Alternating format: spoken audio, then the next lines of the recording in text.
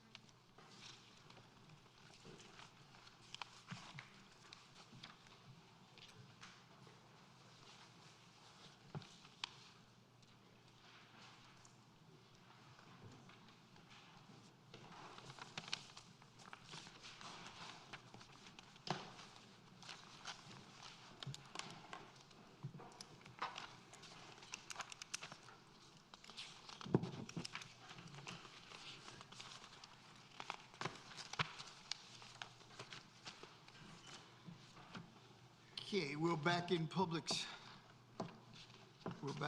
open session, and there had been several requests from individuals from the public that wanted to speak, and I will allow that. If you want to come up to the podium, just over here, and speak, name and address.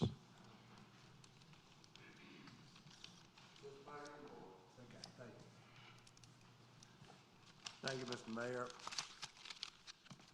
Honorable Mayor and Commissioners, my name is Mike Weeks, and I reside at 612 North Wakefield Street.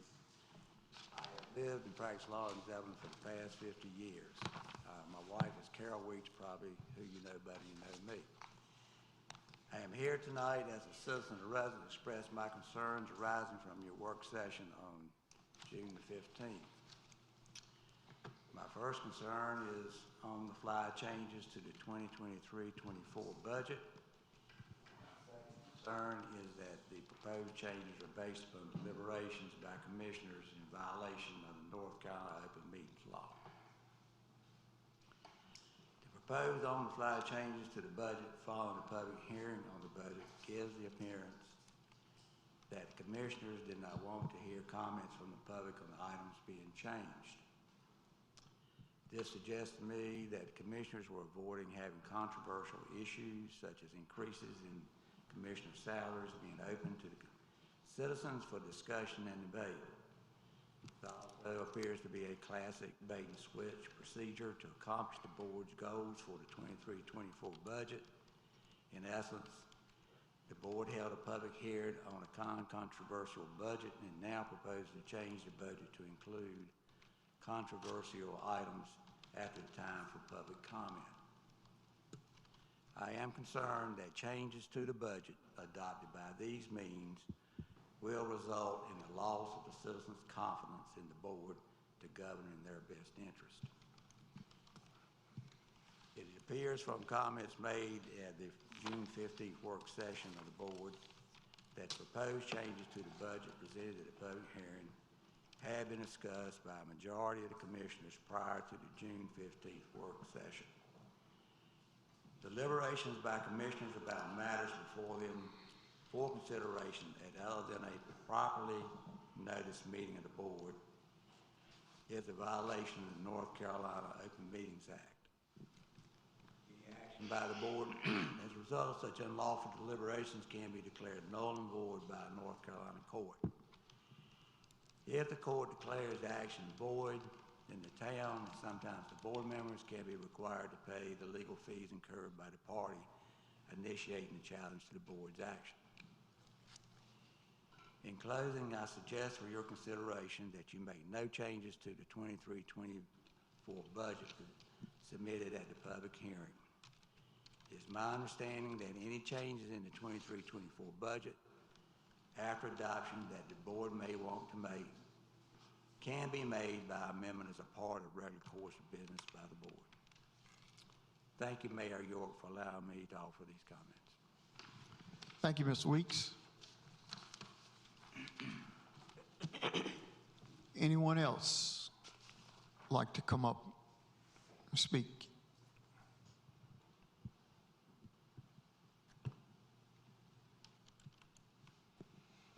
Well, I thank everyone for their patience while we were in closed session and consulted with the attorney.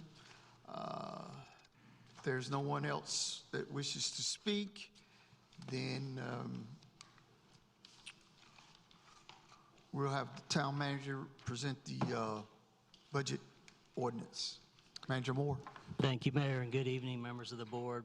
We've had quite a bit of time and quite a few changes that have been made since the budget was presented. So I was going to provide a recap and then revisit the budget as it was presented and then get into the modifications that were proposed. So with regard to background, in accordance with the Local Government Budget and Fiscal Control Act, the town manager submitted the FY24 budget to the Board of Commissioners on May 9th, 2023. The board subsequently convened 2 budget work sessions, one on May 17th and one on May 25th, to discuss the FY24 budget. And then the board scheduled a budget public hearing on June 5th. No comments were submitted by the public and no questions were raised by the commissioners during that public hearing. Upon closing the public hearing, the board satisfied all statutory requirements and could adopt the FY24 budget ordinance. Instead, at that regular meeting, the board tabled a decision on the FY24 budget until June 15th.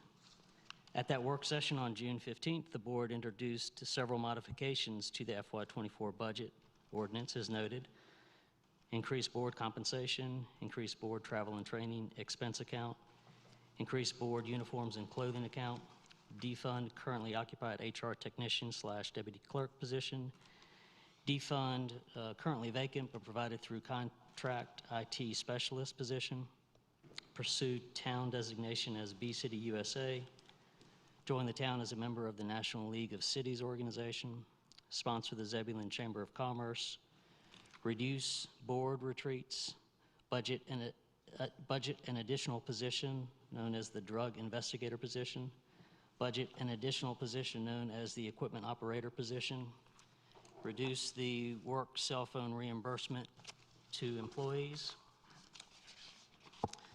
At that work session, because there were so many modifications presented, Commissioner Laux offered to summarize these modifications, and the board tabled a decision on the FY24 budget ordinance until a later date. The board subsequently scheduled a special called meeting for June 20th, 2023 for the purpose of discussing the FY24 budget.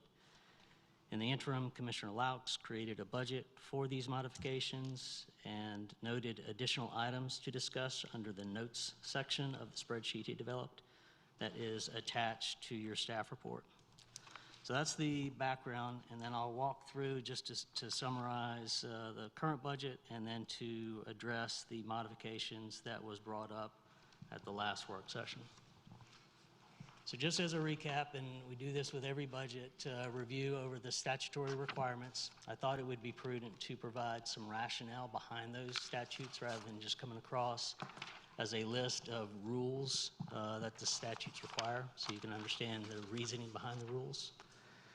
Emphasize that the budget is more than just an annual right of balancing debits and credits. It's a policy direction. You are valuing and funding certain things, and you are not moving forward in other areas. So it's a budget, it's a policy document. And I was going to walk through the proposed modifications to address those modifications that were brought up. And then we'll conclude, as we do, with a recommendation for the board to consider. As far as statutory requirements and rationale, you've all heard this before. The General Statute 159, known as the Local Government Budget and Fiscal Control Act, is what guides the process, and specifically as in their deadlines, one of those being to submit budget and budget message. In this case, it was May 9th. The rationale behind that is you're making the document available for public inspection at that time frame. The rationale behind the budget message is the message connects the funding with community goals or visions. This is the way to accomplish your goals that you have established. And as an example, a strategic plan, as an example, your Parks and Rec master plan. Then you held the public hearing on June 5th. The rationale behind this is you are giving voters the opportunity to comment upon what's been presented. So you unveiled it to the public May 9th.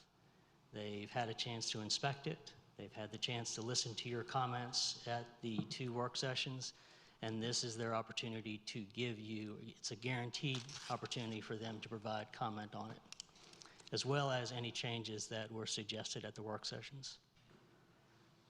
Moving ahead to June 15th, the budget was not adopted after the public hearing. The changes that were discussed privately, and it's okay to have one-on-one conversations, but once you exceed more than one, then you are in violation of open meetings law. Even if you are discussing it one-on-one, the only discussions that matter are the ones that happen in the public forum, in this room, at a date and time that's noticed so people can show up, be aware, and watch the deliberations. Which morphs into the meetings of public bodies. So this is a different general statute, but again, I'll give the rationale behind it. So public bodies exist solely to conduct the people's business. So hearings, deliberations, actions must be conducted openly. So you can have individual conversations, one-on-one conversations, all you want, but those are secondary to the discussions that are had in public. The rationale behind this is that public access is meant to keep the people better informed, and also it's an accountability exchange. The voters, when they vote for someone to be elected to office, they are empowering them. They're empowering them with the ability to legislate their liberties, an example of what they can and can't do with their land. They're also empowering them to tax them. So one of the expectations is that they get to see you work in public. They know that being a resident of the town, that whenever you change a tax, you're taxing yourself as well. So more strictly on the statutory requirements, you are required to adopt a budget ordinance, just the ordinance. So the ordinance before you has the revenues, which is required by state statute. It has in there the amount of fund balance or the savings, which is appropriated, so that's in that ordinance. It has appropriations by department, and then it has to list the tax levy, how much taxes per $100 valuation. So all those things are required to be in the budget ordinance, and that is the requirement that the state statutes place on any board. As far as the policy aspect of things, and this is what we talk about when we present the budget and we're talking about goals and features. The budget is an annual statement of policy priorities. It's a discussion. It's a discussion you all have on balancing competing values, not balancing debits and credits, not we can do this cheaper. It's do we do this or do we do that? And there's multiple parties that have a role in that process. So you as a board, you establish the services that you want to provide to your citizens, police, fire, public works, parks and recreation, and you decide which of those services to fund. Staff, we are analyzing trends and making you aware of conditions. We do that formally and informally. Formally, we do that in your master plans, as an example. We get a lot of citizen engagement in adopting those plans, and we make you aware of what the needs are of the community. We do that informally when we give you the quarterly reports, and we give you a sense of what kind of trends or service delivery items that we're seeing. We're showing increases in services, decreases in services, the emergence of new services, and then the other part of the staff obligation in the budget is to actually deliver those services that you fund. You also have groups that are play a role in the process. These are partners, typically nonprofit, but they can also be private businesses that you partner with to deliver those services. And then obviously your citizens are a part of that. They are the ones that demonstrate what their needs are, and they also provide an assessment of what that service is or how well it's doing or where it might be missing or where it's doing really well, and you need to do more of that.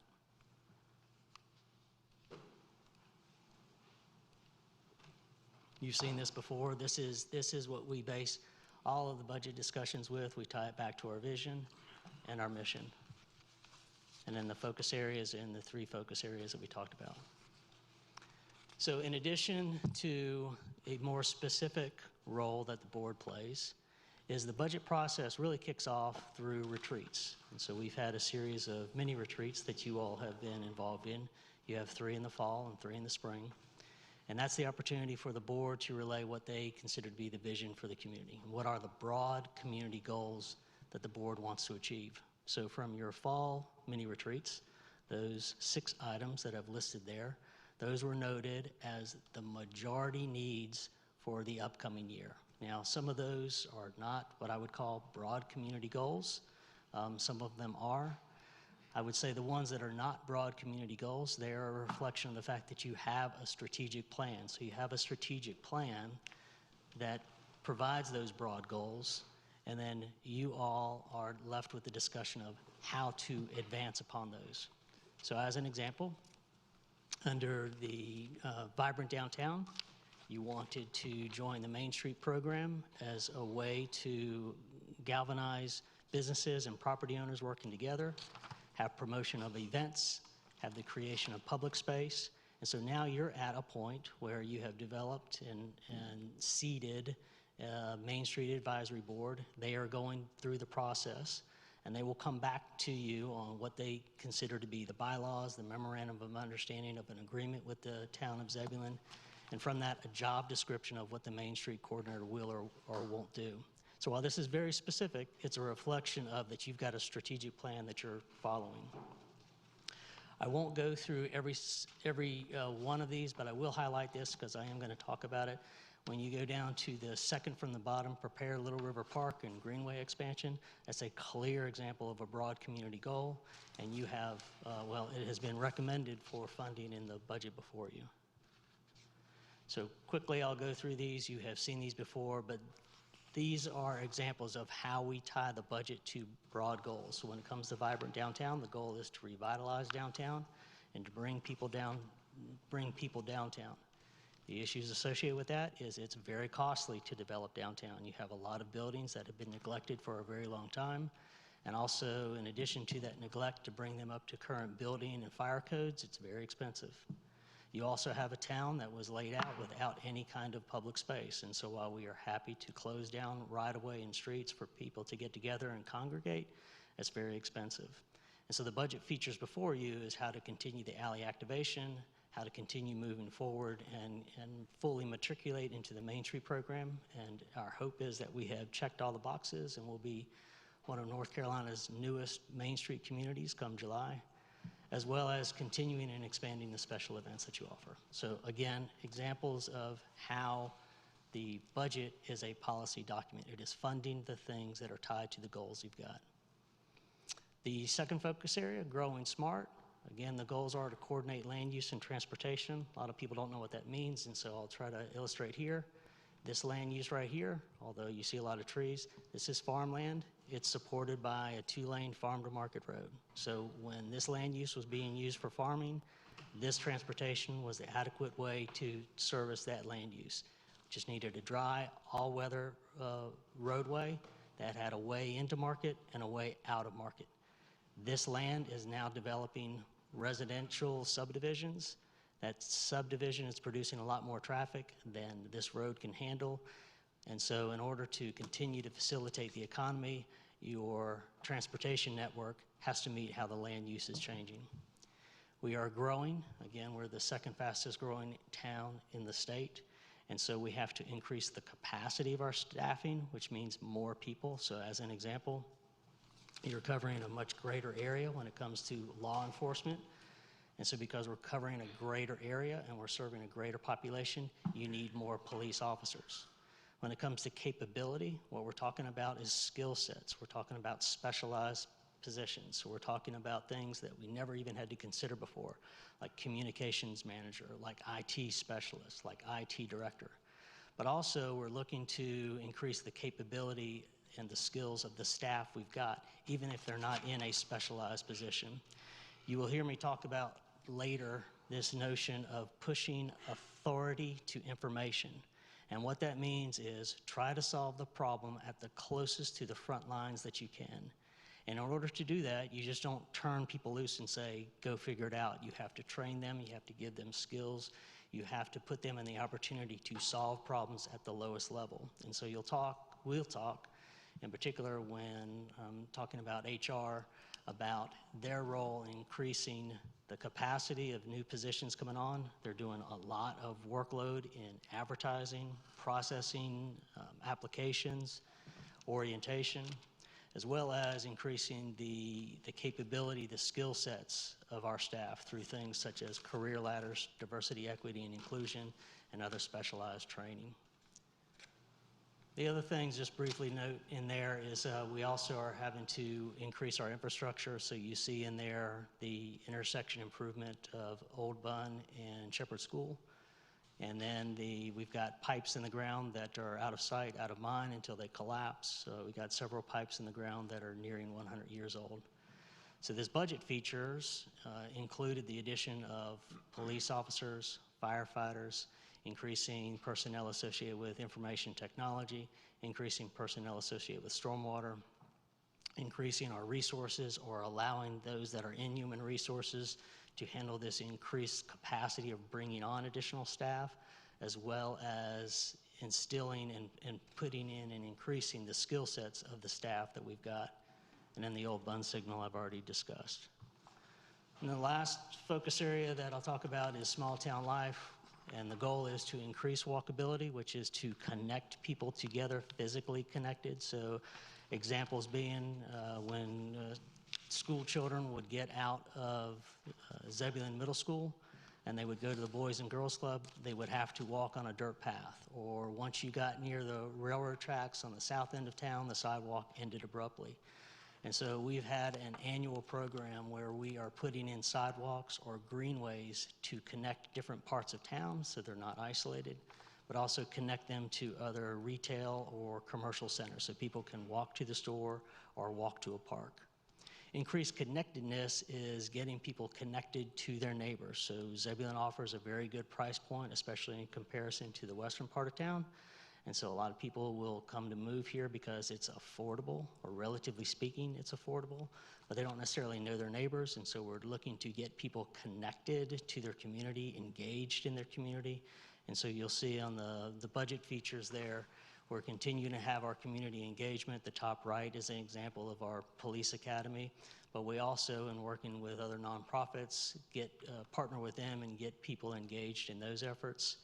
At the top left, developing those areas where you actually develop a space for people to come together. That upper left is a picture of the first phase Little River plan, Little River Park plan. It will connect, if you look at the top of the screen, to the Greenway Reservoir and to the state park to the north in total, and all that comes online. That will be something in the area of a 4,500 acre park, so something very much on par with Umstead Park. This is a clear example of you giving a broad community goal, as I mentioned in your fall mini retreats, being turned into action.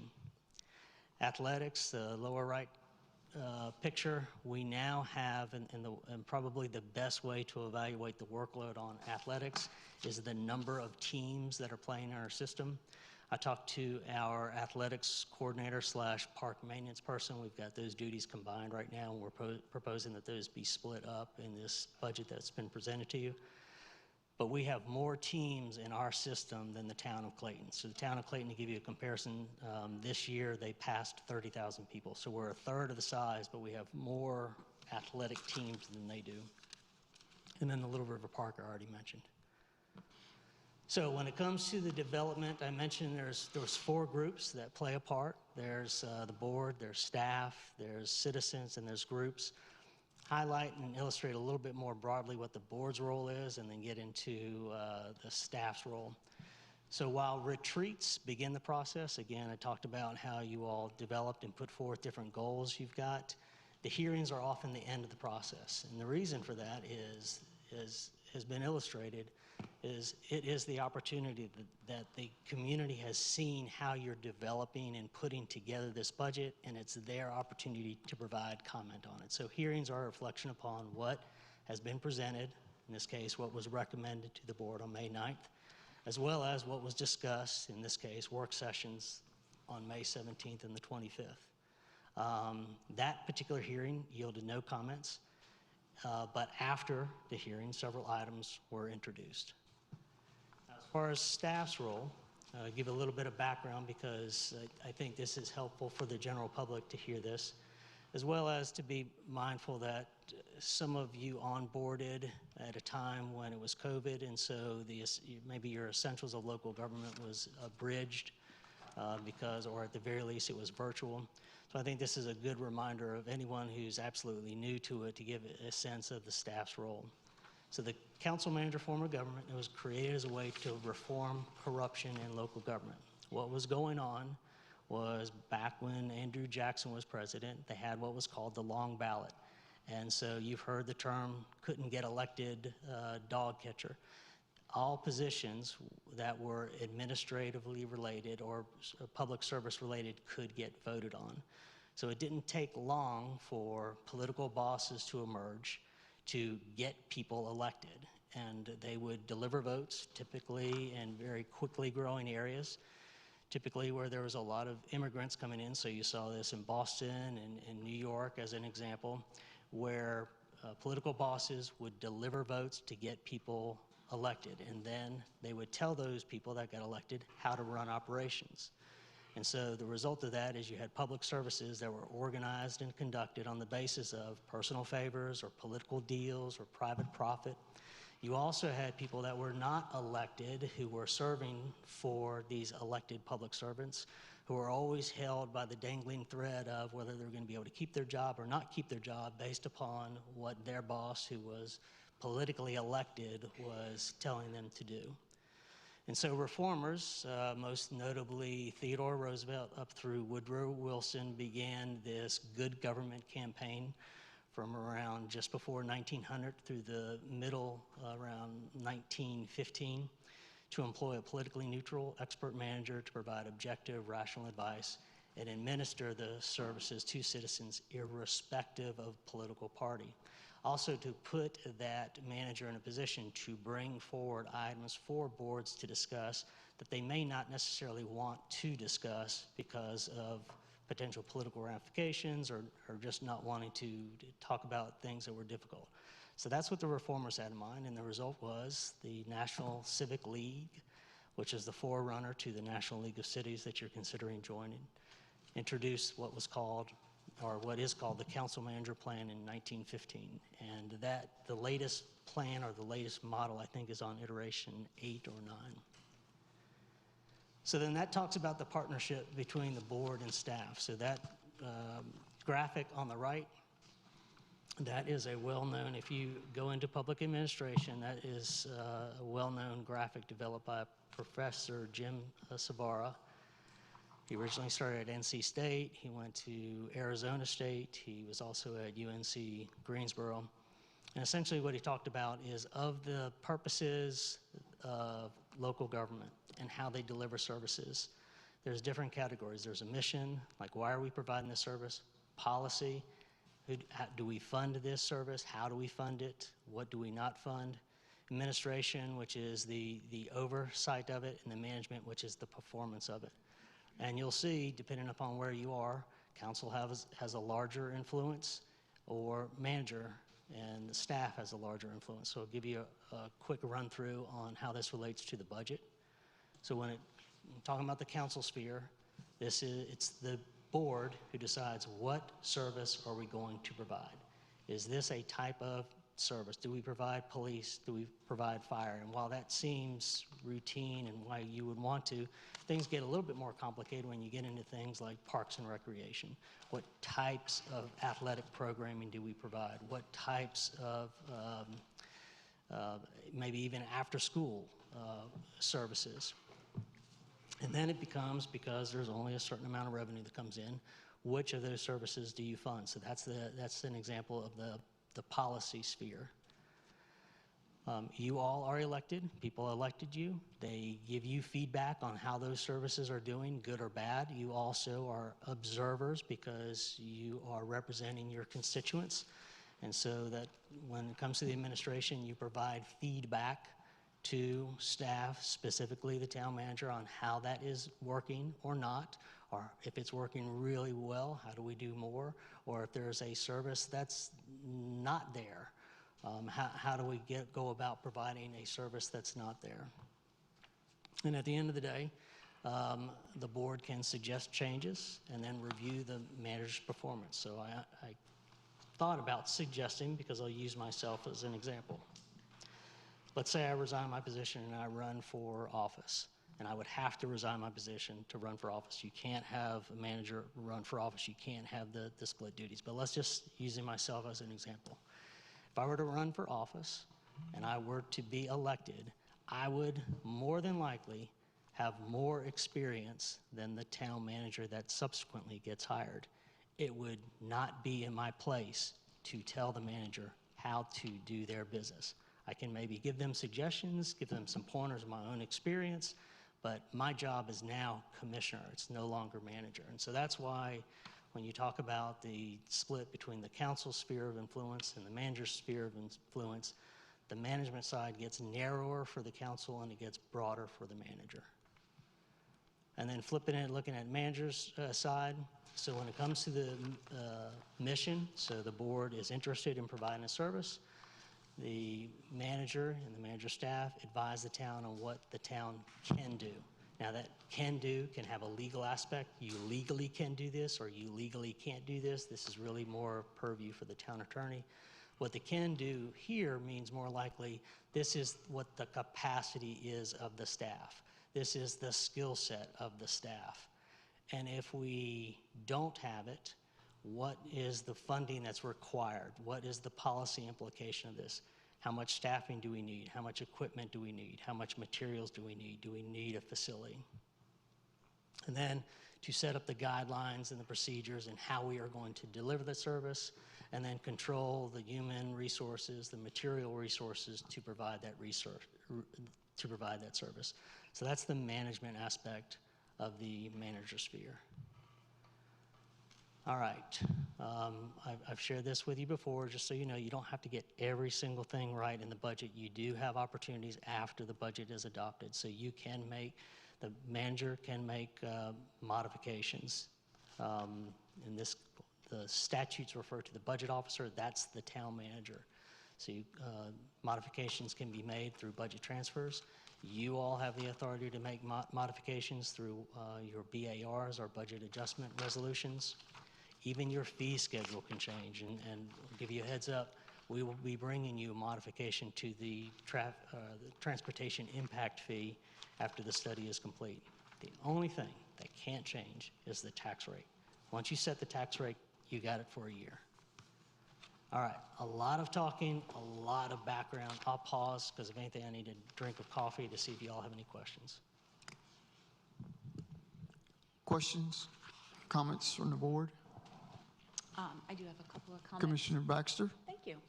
So once the budget is presented to us, it actually becomes the board's budget. And despite being instructed on several items that we wanted to have included, they did not make it into the budget, hence some of the budget revisions.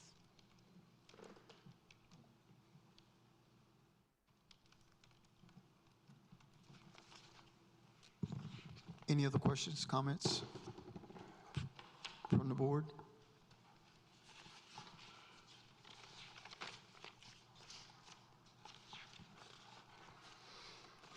Continue. All right, thank you. So let's talk about those modifications. So as I mentioned, modifications that were introduced, increased board compensation. I'll get into greater detail on what these modifications meant. Increased travel and training, increased uniforms and clothing, defund the occupied HR technician / deputy clerk, defund the vacant IT specialist, pursue B-City USA designation, join National League of Cities, sponsor Chamber of Commerce, reduce board retreat expenses, budget drug investigator, budget the addition of an equipment operator, and reduce cell phone reimbursement. So let's talk about the board compensation. So in the FY24 recommended budget, these were a reflection of the requests that came from the board at their April 20th work session. So included in the budget, and this is in the recommended budget, was an increase to mayor's compensation to $14,000 a year, increase to commissioner's compensation to $8,000 a year. There was a request for, right now, if you are, so the commissioners are eligible for health insurance. As with all employees, they can opt out if they have coverage elsewhere. And right now in the town of Zebulon, if you opt out, you don't get the full amount for what the health insurance is. You get a portion of it. In this case, it's, well, what it is right now is if I as an employee, while I'm eligible for health insurance, if I have health insurance elsewhere, and I opt out, I don't get the full cost of that insurance, was $6,996. I get $4,748. So what has been funded in the budget that was recommended to you is the increase to the mayor's compensation of $14,000, increase to the commissioner's compensation of $8,000 a year. What's not included, because we need to do a financial analysis on this, is because the opt-out, while it was suggested to evaluate, given the commissioners the full opt-out cost, that's something that we would have to make available to all employees. Anybody who is covered by health insurance gets the full cost. And so what our recommendation was going to be is, and I'll say this again when we talk about your August work session, while something is budgeted in the budget, it doesn't mean that you have decided to do that or not. So if you make the decision, yes, we want to increase $14,000 a year, we want to increase the commissioners to $8,000 a year, we will put something and we'll bring it at your August work session, and we will probably put it in your procedures manual so everyone knows what is the compensation for being on the Board of Commissioners. Because that was one of the problems, is this is like a lot of things around here in the past, they were not written down. So having it codified as a way to make sure everyone is fully aware what the compensation is to serve in an elected office. We also want to use that time to see how much, if we can afford this insurance opt-out option. We know we can do the $470.48 right now. We don't know if we can offer the full amount, because once again, that would have to be something that was applied to everyone. So that's in the recommended budget. At the June 15th work session, there was some things that were introduced that were a little bit different. So it was suggested at the 15th work session to increase the mayor's compensation to $15,000 a year, to increase the commissioner's pay to $10,000 a year, and that will create a shortfall of $11,000. So the budget ordinance that's been placed before you does not have that additional $11,000 in it. So to give you a review of the conversations that were had when you were having your April work session, talked about increasing the mayor's compensation from what was then $12,663 to $14,000, and then increasing the commissioner's pay from $53.71 to $8,000. The things that were introduced on the 15th was to increase the mayor's compensation to $15,000, so that moves it up to, fourth on the list of those municipalities that I won't say that they're Wake County because they go beyond Wake County, but I list them in our labor shed. These are areas that we look at when we are advertising or comparing ourselves with other salaries, typically at the staff level, because we're seeing how we're competing with those that are around us, those that are in the labor shed, which is really what is a convenient travel distance from someone to go from one municipality to another. And then the other change that was mentioned at the June 15th meeting was the increase of the commissioners to $10,000. So while Commissioner Baxter is correct that compensation was discussed at the April meeting and that was included in the budget that was placed before you, there were some additional bumps that were brought up at the June 15th work session. Is there any questions on that? Questions, comments from the board?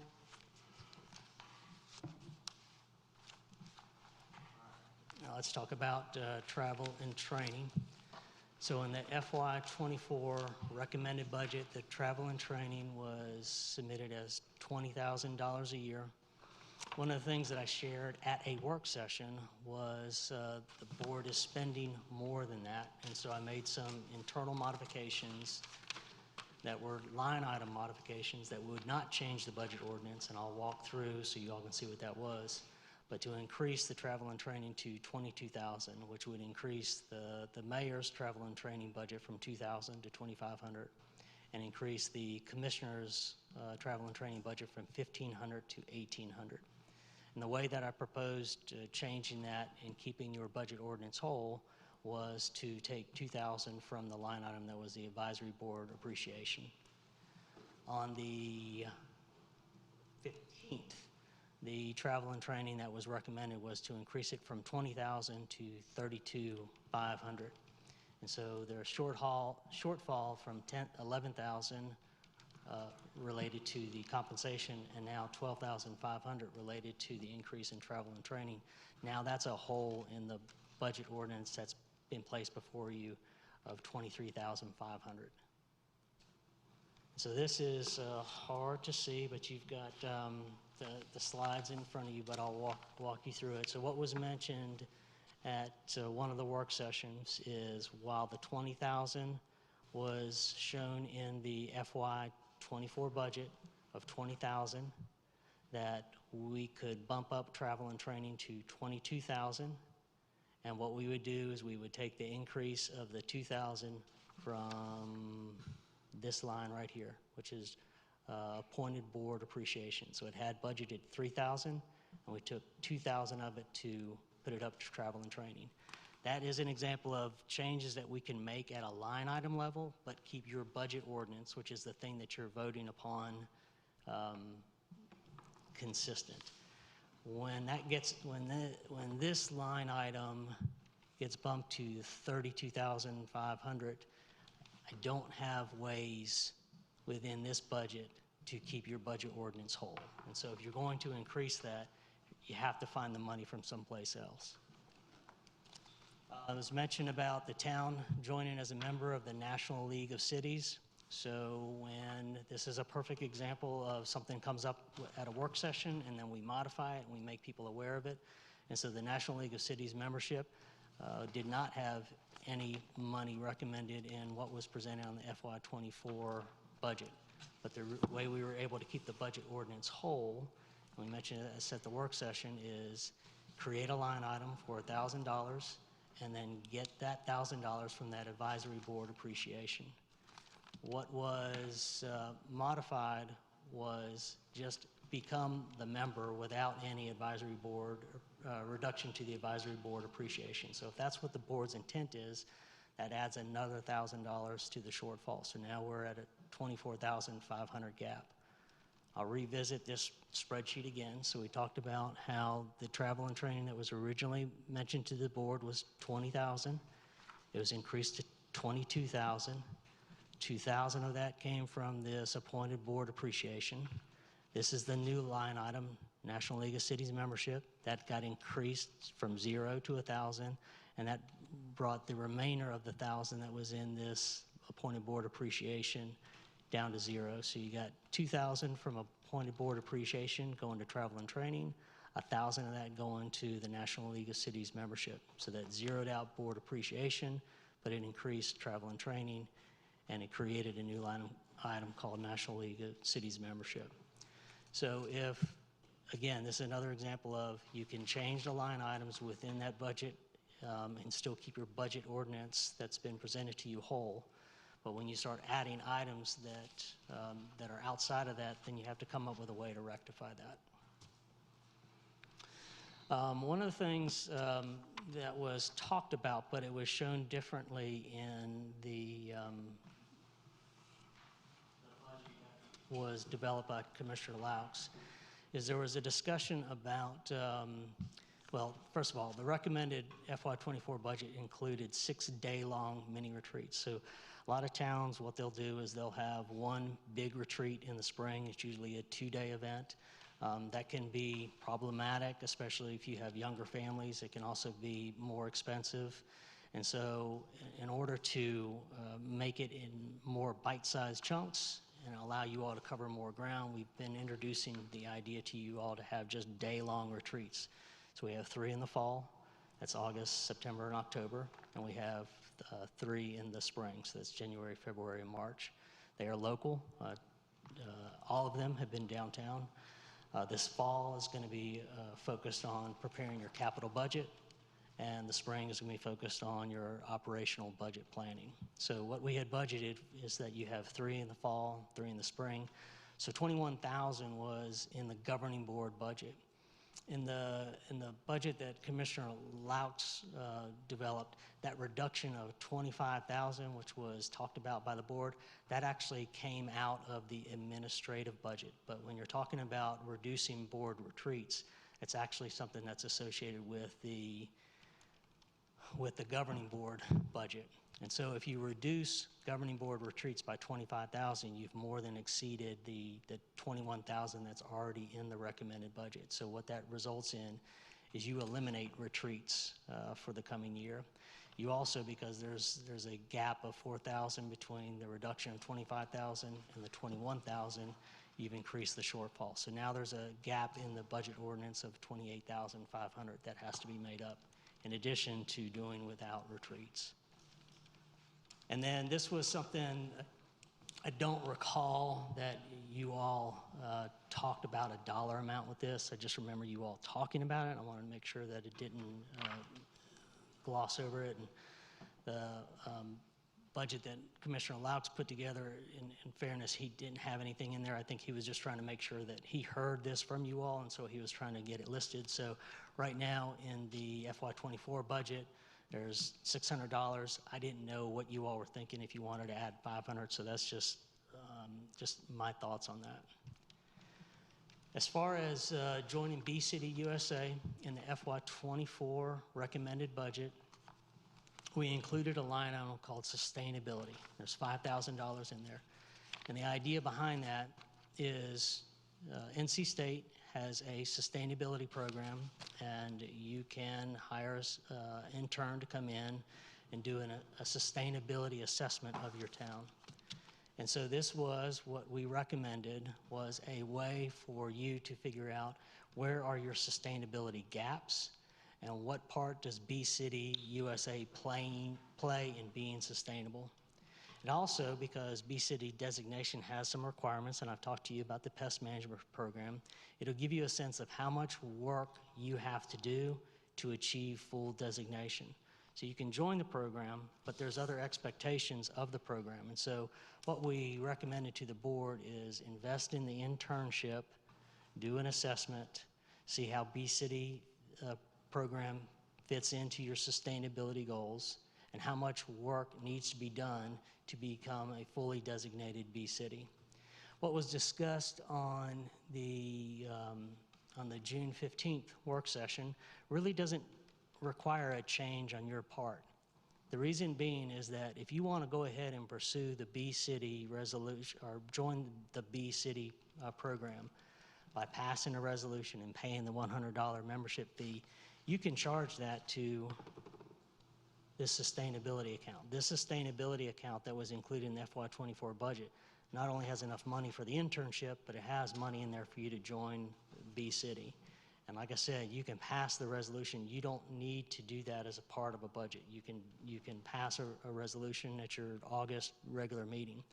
Our recommendation was that you wait on the sustainability assessment so you can, again, get a sense of how B-City fits in and how much work needs to be done to become a fully designated community. But again, that's your call to make. I just was trying to make you aware that you don't need to, if you're interested in joining the B-City program, you don't need to modify the budget you've got. You've got options with the budget that has been recommended. And then similarly speaking, you mentioned about sponsoring or joining the Zebulon Chamber of Commerce. In the FY24 recommended budget, you have a line item for strategic plan grants, $5,000. Typically, you have used that money to partner with other organizations like East Wake Education Foundation is an example of that. And using these strategic plan grants is a really good way to partner with nonprofits because they can advance upon a goal that you've got, or they can, because they've got access to resources or they've been doing this for a long time, they can actually deliver the service that you want delivered more effectively and efficiently. Again, if you want to give the Chamber of Commerce, you don't need to do anything different to the FY24 recommended budget.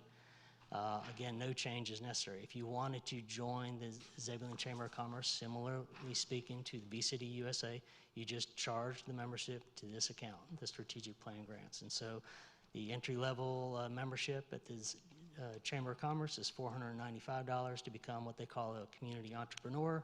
The next step up is $825 to become the community builder. I will share with you that state law has changed, and how you support nonprofits is a little bit more, you need to be more attentive. Let me just put it that way. And as a result, your grant policy needs to be revised. And you may, depending upon the nonprofit that you fund, and your association with that nonprofit, example being you being on the board, you may have to recuse yourself from a vote to give them grant funds. And so what our recommendation was is get your grant policy revised. Our intent is to bring that to you at an August work session. Again, you don't have to change anything or modify to the budget that's been presented to you. You have the funds available to, in this case, give it to the Zebulon Chamber of Commerce or to some other nonprofit that's out there. I've talked a lot again, so I'm going to pause again just to see if there's any questions. Questions, comments from the board? Commissioner Laux? Yeah, two quick clarifications. I added the Zebulon Chamber of Commerce dues to the budget as a line item, assuming we would belong to the chamber every year and not be a hit and miss. In other words, treat it just like we do the Triangle J Council of Government. If we join the League of Cities, it would be something we do every year. Second point is, under retreats, there are no retreats budgeted in the governing budget or the governing board's budget that I could find, and I was told that it's budgeted under administration, which was $75,000, and I just reduced that by $25,000. Still, I still have retreats, professional services at $50,000. All right, so let me back up and let me talk about the chamber first. So an option for you, so I talked about how the budget, with the exception of the tax rate, is not chiseled in stone. If you want to, as an example, do a budget adjustment, you can do a budget adjustment where you take $1,000 from this $5,000 and you just create a line item. It's Zebulon Chamber of Commerce. And you treat that as a line item. It gets locked in as a line item so it doesn't get missed every year. If something is a line item, it will automatically pop up from year to year. So that might be a way to address that concern. On the retreats, another way to approach that is I would suggest through budget adjustment. If you want to go in, we're not going to be moving forward with all of the budget, all of the retreats all at once. Come August, you will have only had one retreat that you've got on your schedule. We can bring back to you an itemized breakdown so you all can get a sense of how much we are spending on retreats, and you can give us feedback on whether you think that's too much or not enough. Transparency, if we have a retreat locally, for example, at the Creative Cup, up on the second floor, we're talking expenses of what, maybe $500 for the day, some supplies, coffee, a lunch. I mean, I wouldn't think it would be more than that, but I've never seen a post-event budget, but I'm assuming around $500. Yeah, I don't remember that level of detail, but I mean, that would be an example of information that we could provide to the board so they understand what is being spent on each retreat. Those are my questions. Any other questions?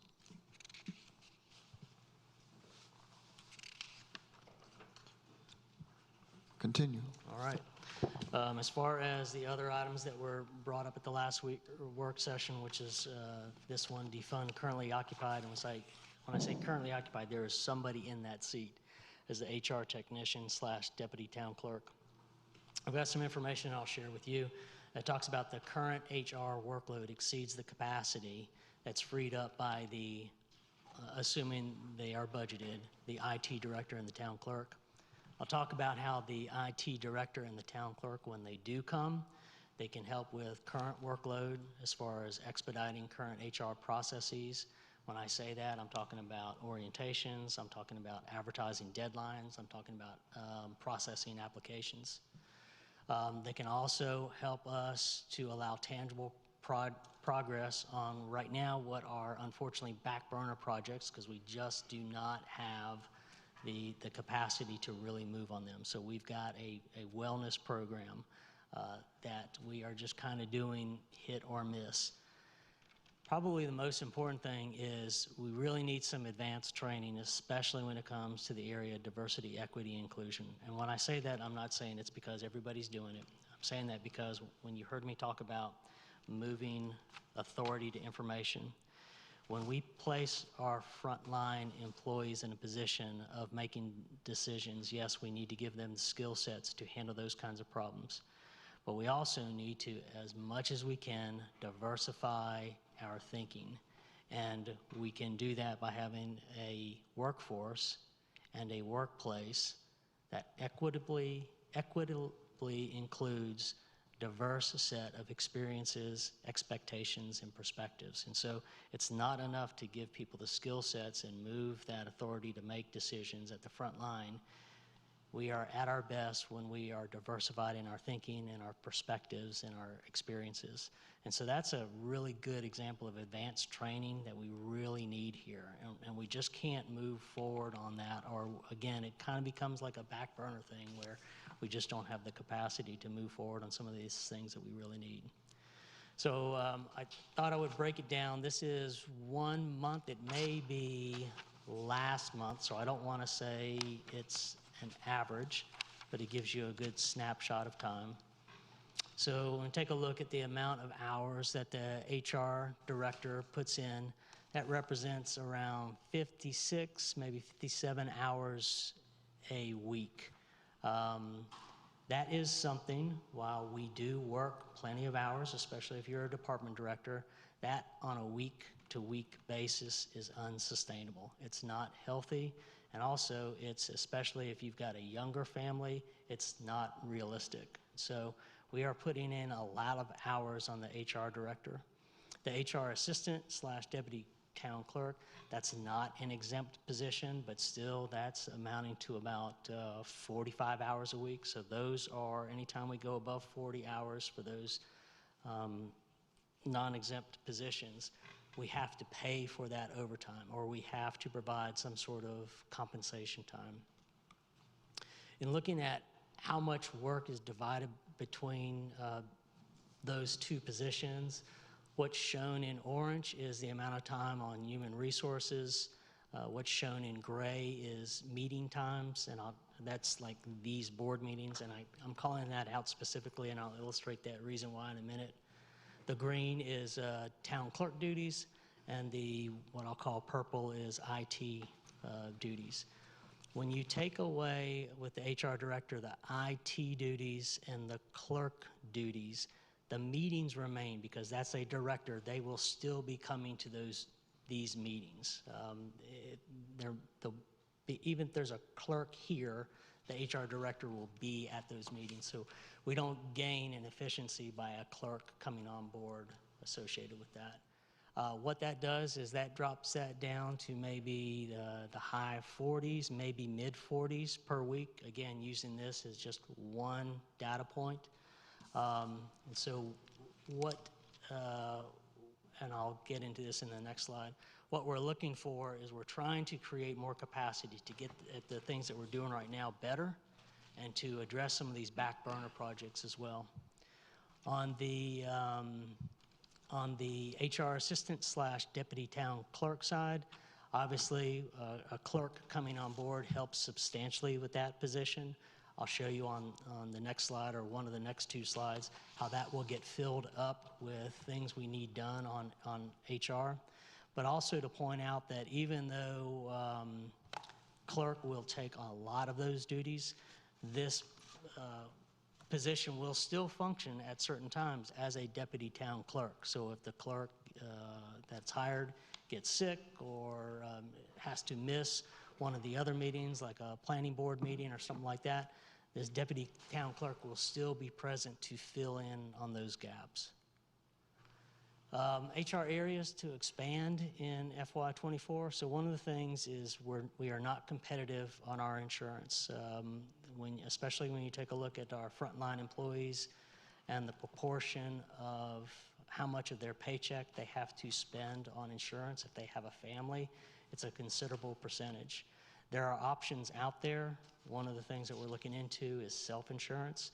It's really hard to do when our HR staff is spending not only their work week, but more than their work week on just processing applications, developing job descriptions, orientations, anything associated with just the day-to-day operations, such as performance evaluations or personnel transaction forms. We do not necessarily have a robust orientation program. We do things in fits and starts, but we don't have a consistent, comprehensive program.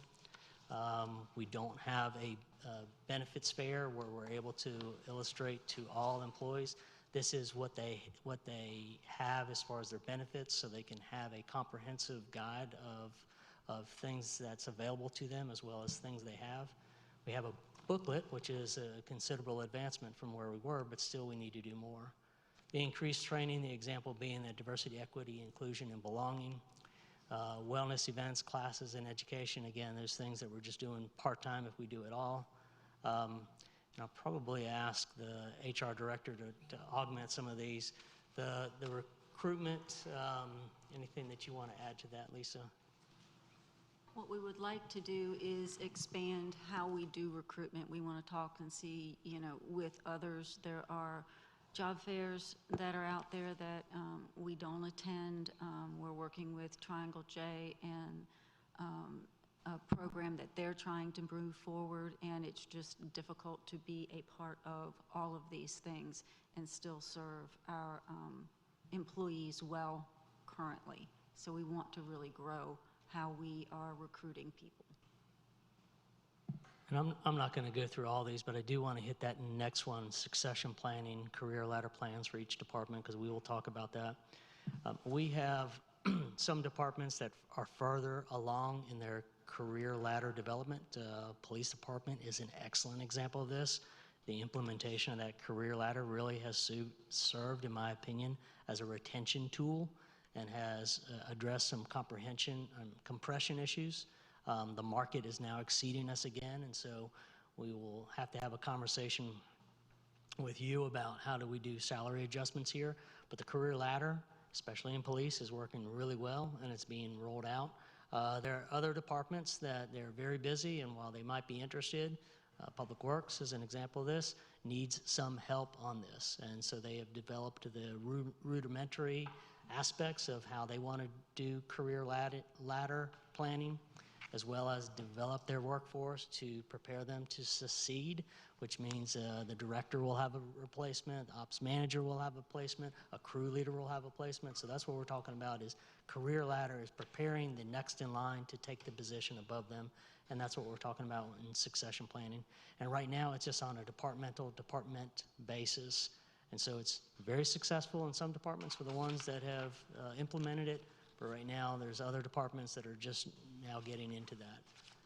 And then the other thing, I don't see it. Yeah, I don't see it. But the point that I was trying to make is there's more that we can do, but also there's enough work with what we're doing that if we had the freedom and we were relieved of this, we could process things like job advertisements, job descriptions, applications in a much quicker time frame than we are. We could be more consistent and holistic in our orientation, and we could really develop our staff more wholly through things like increased training and career ladder succession planning. The other practical thing that I wanted to bring to the board's attention, assuming that the IT director and the town clerk coming on board could relieve all these duties, and hopefully I've demonstrated to you that they're only going to relieve a certain amount, there is a timing element to this. So at the earliest, as an example, by the time we go through an assessment process where you are developing the job description, you're putting out the advertisement, you're going through the 3 screenings, and just to give you a little bit of detail, screening 1 is an assessment of what has the person put on paper, does it match up with the reality? Screen 2 is a telephone interview, screen 3 is a written interview, and then you put someone through the assessment process. The assessment process is those final 6 to 8 candidates who have gone through all that screening, initial screening, and puts them in situations that more truly reveal their character in certain situations. And the EQI is the emotional quotient inventory. How well can they work with others? How well can they work with a board in a public setting? And then if there's any outlying issues that still need to be addressed or followed up upon, there can be follow-up interviews. There's the process of negotiating offers, and in some cases, particularly at the department directors, you're talking about moving someone from a different location, and all that takes around 4 months. And so the IT director, as an example, is not someone that would come on board until November. The town clerk, by virtue of the amount of money that was in the budget, is not a position that would come on until December. So even if these positions could substantially help, they don't justify the elimination of the HR tech / town deputy town clerk. But even if they did, there's at least a minimum of a 4-month gap there. And then on the issue of defunding the currently vacant IT specialist, so we've got an IT specialist, it's in the budget, there's not a person in that position. Because there's not a person in that position, there was a person that left the organization, but whether an employee or a contractor, and right now we're providing that IT specialist service through a contractor. So we still need the money, whether it's an employee or a contractor. And so that's why the IT specialist is in your recommended budget, because whether we hire someone or we just continue to have a contractor fill that position, we need the money for that. Our approach, based upon hearing feedback from you, is hire the IT director. Let the IT director come in and assess really what is the workload. Does it require 2 people? The former IT specialist conveyed to me that you need a minimum of 2, possibly 3 people. But let's bring in IT director and get them to assess if an IT specialist or if a contractor is needed after they arrive. And so this would be one of the things after we bring on an IT director, we give them an opportunity to assess the landscape and give a report out to you. So we don't have to hire an IT specialist, but we do need the money for the contractor. And then there was a request to add a couple of positions. And so I've augmented the what I call the pro-con slides that I gave you when I delivered the recommended budget.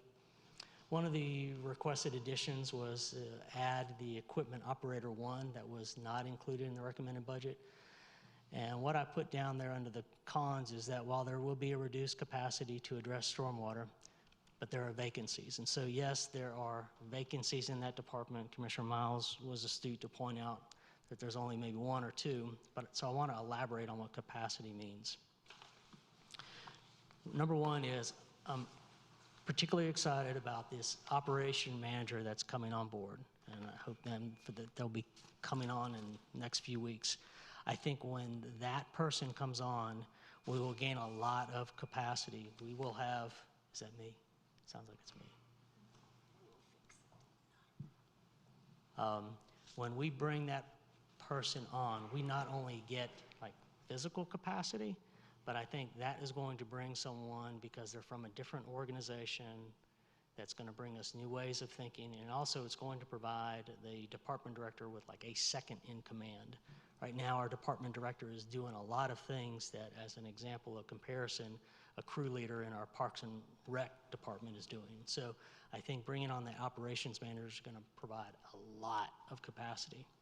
I also, one of the things that I'm talking with the Public Works Director about is we've been providing the same type of service that we provided when we were a town of 4,000 people. And I think we need to have a candid conversation about, do we continue to provide those services? And if we do provide those services, is there a chance to reassign those services? Maybe give it to a contractor, or maybe give it to NCDOT. Those are conversations that we need to have internally and share with you all publicly to get a sense of how much you value on continuing to provide the services that we provide, and if we do provide them, do we provide them in-house or do we contract them out? I also think that, and again, this is a department that's got the skeleton of what their career ladder is going to look like. I also believe as we develop those crew leaders into a higher level of responsibility, that they will take some additional capacity off of that administrative and leadership within that department. So I wanted to elaborate that when I'm talking about capacity, yes, there are vacancies that we've got with people, but there's capacity also with the type of people and the skill sets we're bringing, as well as how do we deliver work or do work differently. And then the last thing that was brought up was to pull back in the drug investigator. And so I wanted to elaborate on that as well. I've talked to the chief about this, and she believes that the special operations sergeant that we're bringing on will help us with gang and drug intervention by having this specialized unit. At the very least, my recommendation, it's worthwhile to wait and see how much of an impact is made. And I've got some recommendations on the end about how you can assess whether an impact is being made. I'm getting ready to get into the end stretch, so before I do that, I'll again check in to see if there's any questions or comments. Questions, comments from the board? Commissioner Laux. Questions on the insurance assessment. I know that's quite an involved process each year where you go out and look at the different insurance companies to look at insurance plans. Historically, we've always hired an outside consultant to do that at several $1,000s. I'm assuming you're going to continue that rather than bring it in-house? One of the things, yes, to answer your question. And it doesn't have to be this way, but the reason we do that is from an expertise and a workload standpoint. We just don't know the market the way that they do. I would love to say that we would have what you're describing as a third-party administrator. I'd love to say that we've got third-party administrator capability within staff, but we don't. So we don't have that expertise, and we certainly don't have the bandwidth to do it. So I won't rule it out now, but right now they appear to be a very effective way for us to get out into the marketplace, negotiate very strongly on our behalf to get comparable and aggressive rates, as aggressive as they can. So in the short term, I would say we're going to stick with what we've got. We owe you and plan to bring to you at your August mini retreat the beginning discussions of what we're calling self-insurance 101. So you can get a better idea not only of what self-insurance looks like, you can get a better idea of what our current model looks like, and we'll speak directly to that specific question of, do we continue to hire a third-party administrator? Okay, thank you. Any other questions, comments from the board? I think now would be a good time to take a 10-minute recess.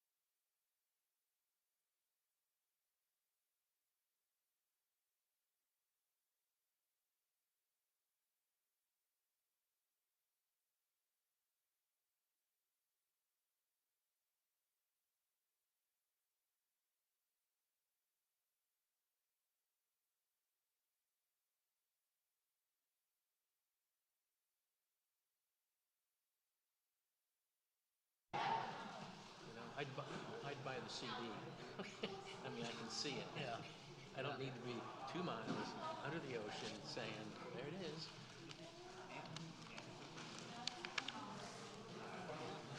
Do a space shuttle. They're going to get down.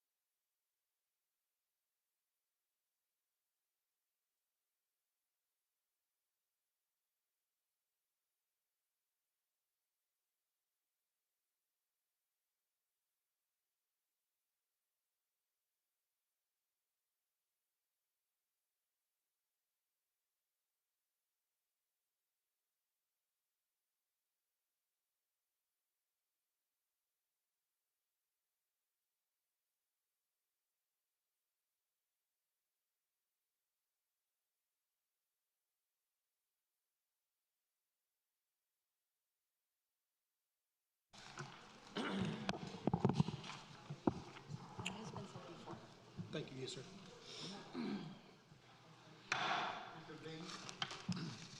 Mayor, so home stretch of my presentation, I very much appreciate your patience, but we're close.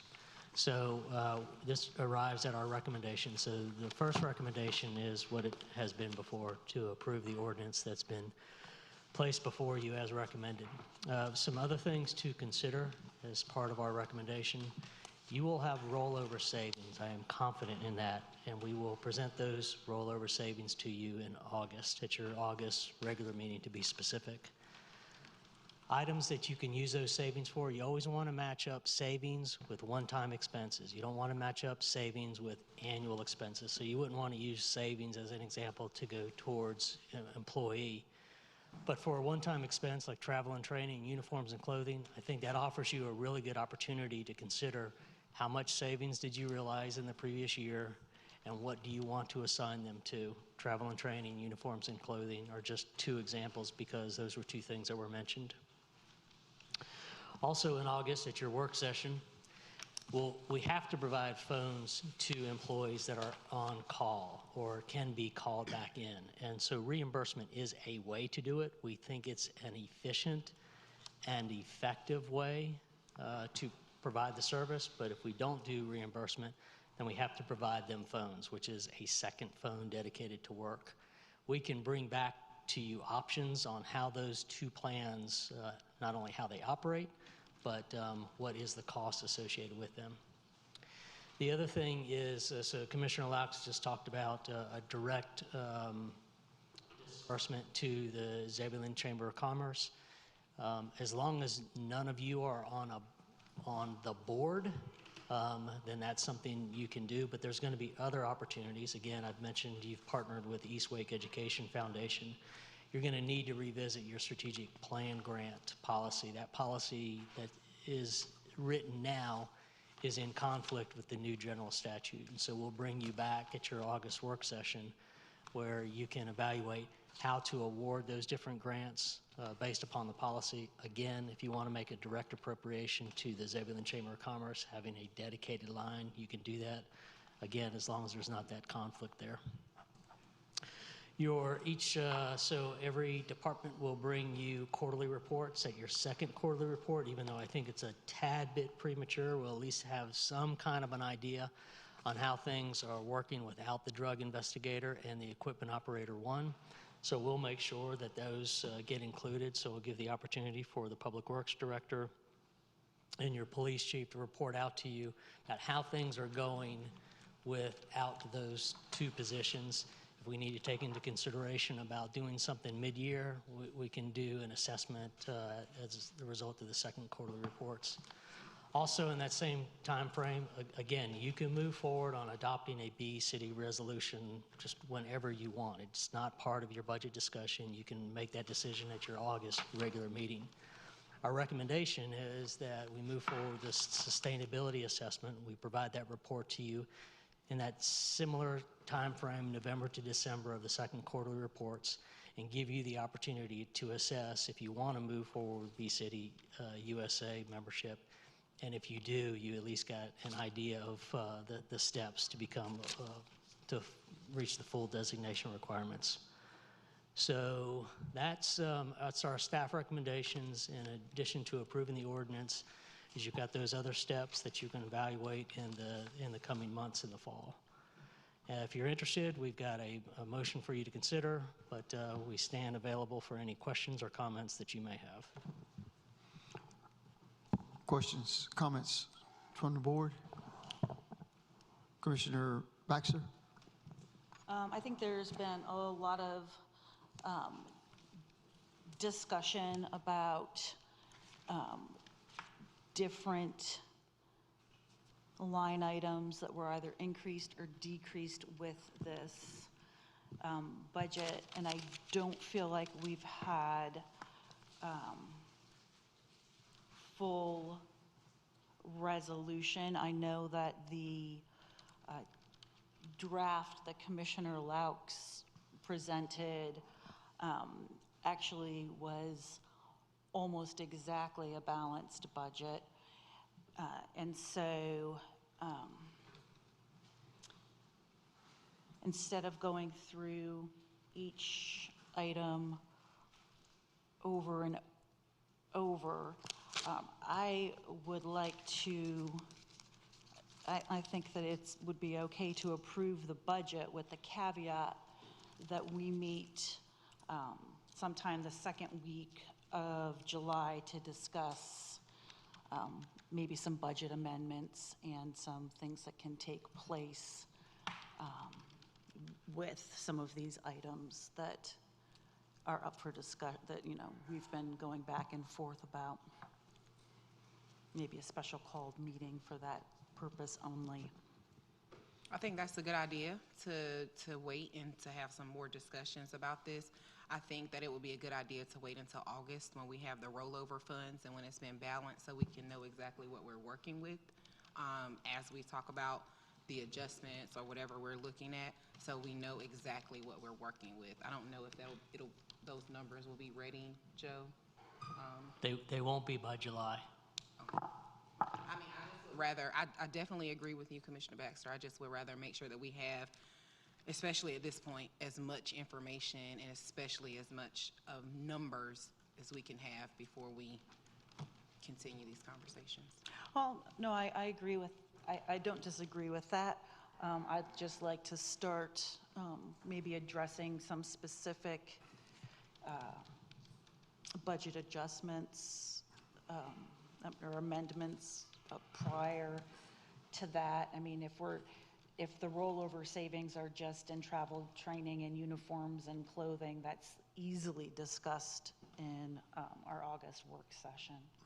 Is that all of the rollover savings that we'll have from those two lines? No, I listed those two because those are two items that were mentioned. You'll have much more savings, and you'll be able to talk about things beyond travel and training and uniforms and clothing.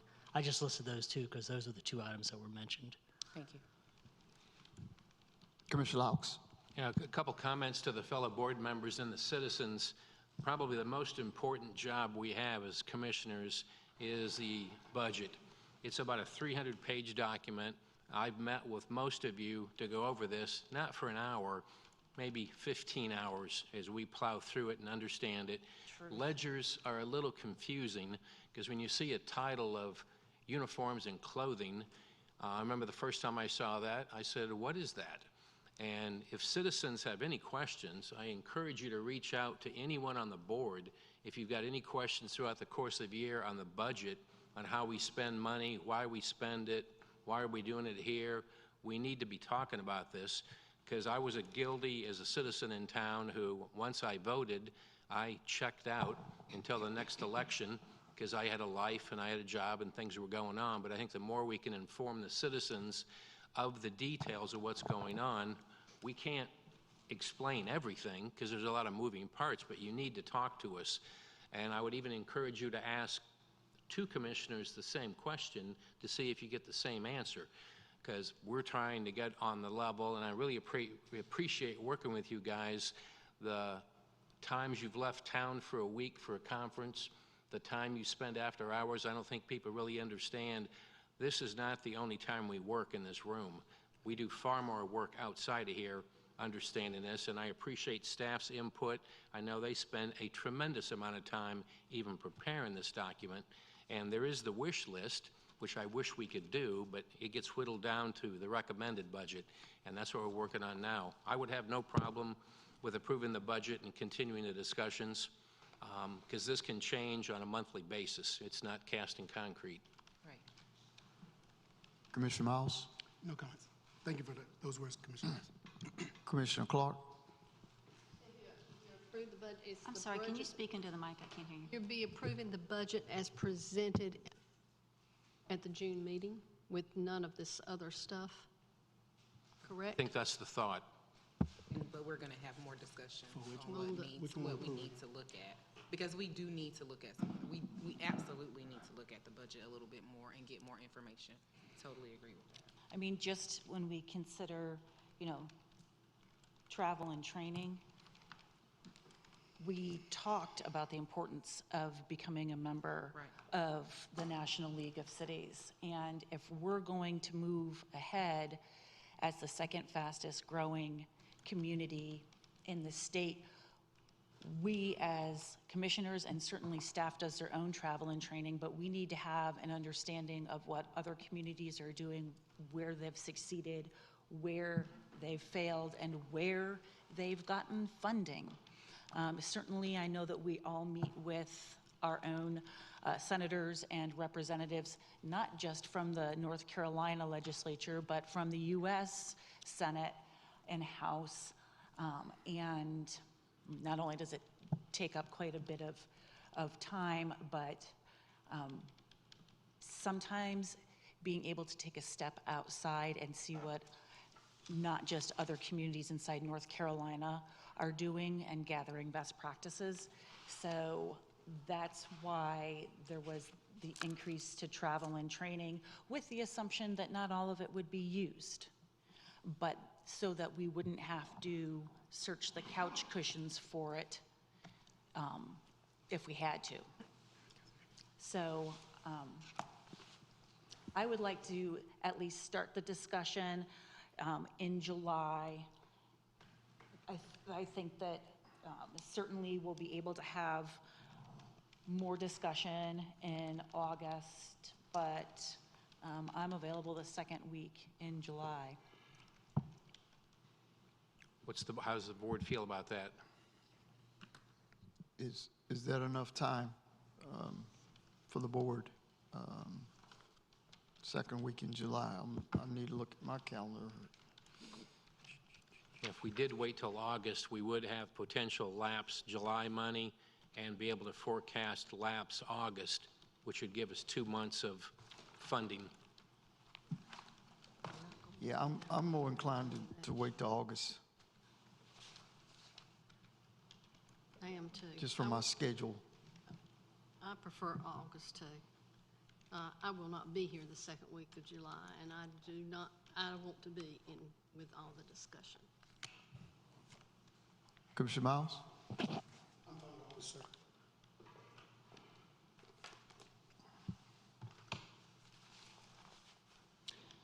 So are we going to address this in the work session, or when is this going to be available, Joe, the lapsed salaries information, which, you know, like, I would like to prevent as much lapsed salaries going forward, because clearly this is, I think we need a better accounting of where the money is and what it's going for. So I'd like to see that certainly decrease in the future, but that will be available for the August board meeting or for the work session meeting? As far as the rollover, we would present you with options at your regular meeting. And so if you wanted to discuss, so you could make a decision that night on how to distribute the rollover funds. And those rollover funds, they could come from projects being completed under budget. They could be the result of lapsed salaries, but you'll have an idea. Well, you won't have an idea. You will know how much rollover savings. It's not an audited number, but it's a number that we feel comfortable with giving you. And then you, again, will be in a position at that regular meeting to distribute it as much as, or wherever you want. If you want more time, then you do have 2 other meetings in August, both the work session and the mini retreat, if you want to discuss it further. But we'll have those numbers available for you at the August regular meeting. Any other questions, comments from the board?